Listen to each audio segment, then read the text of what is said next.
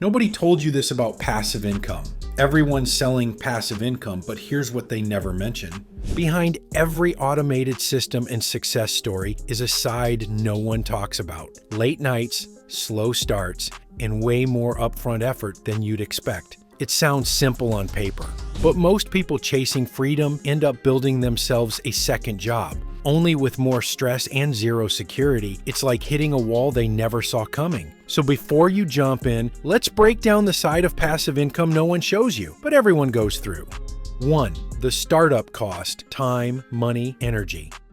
Here's what they don't post on social media. Passive income always demands a front-loaded investment. And no, not just money. You'll pay in time, effort, and even mental energy. Want to sell a digital product? You'll spend weeks creating content, building landing pages, setting up payment gateways, and handling customer questions. Want to invest in real estate? There's the capital, the inspections, the paperwork, and ongoing management to deal with, even if you hire someone else. Even something like peer-to-peer lending or royalties from licensing music involves research, legal setup, and a lot of trial and error. The early phase is always the hardest. That's when nothing's working yet, and you're wondering if you've wasted your time, but it's also where the foundation is laid. 2. It's not always scalable. We often hear that passive income scales on its own, but that's only true sometimes, and only if you've built it the right way. Let's say you rent out a car on a sharing platform.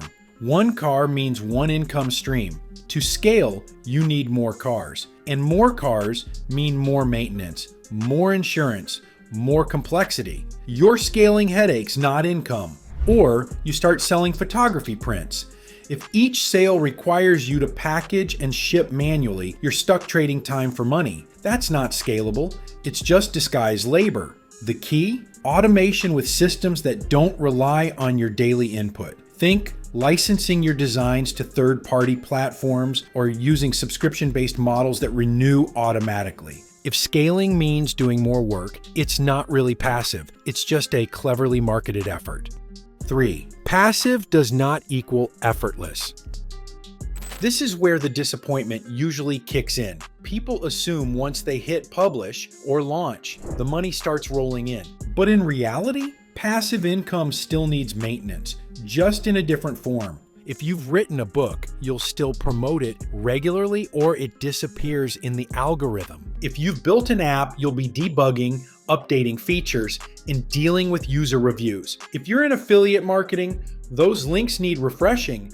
And SEO strategies evolve. Yes, it's not a 9-to-5, but it's not a 0-hour gig either. You're managing performance, fixing things, adapting strategies, and staying relevant. Passive income doesn't mean no effort. It just means effort that isn't tied to immediate payment. 4.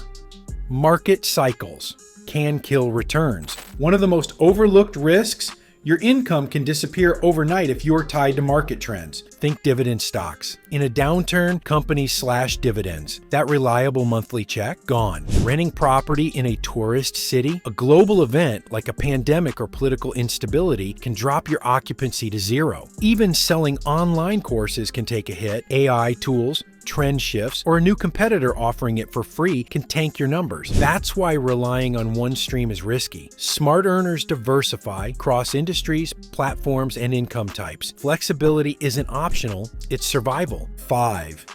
The role of patience and persistence.